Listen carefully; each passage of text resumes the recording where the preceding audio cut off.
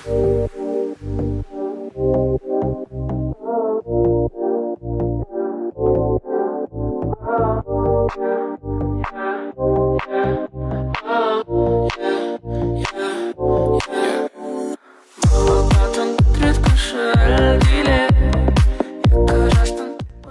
салтанат иелері Жабархан Зебирхан Арманұлы мен Алпыс Асел Батырбек қызын қошеметпен, құрметпен ортаға шақырамыз.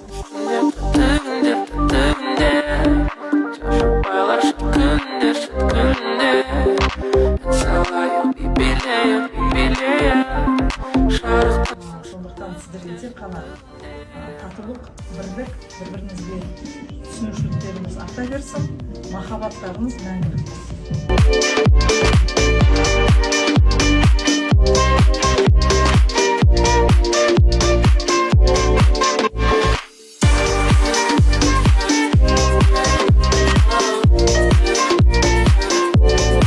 Бақытты болыңдар, ұзақ өмір сүріңдер, өмірлі шүбірленіңдер, біздің жолымызды берсін. Біздің де шүбірлене немелеріміз бар. Сол біздің жолымызды мен бақытты үлкен шаңырақ болып себеп болып өсіп өнебектер.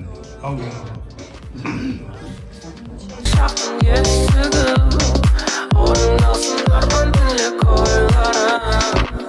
Үстінде түбінде шашып күндер, шет күнде.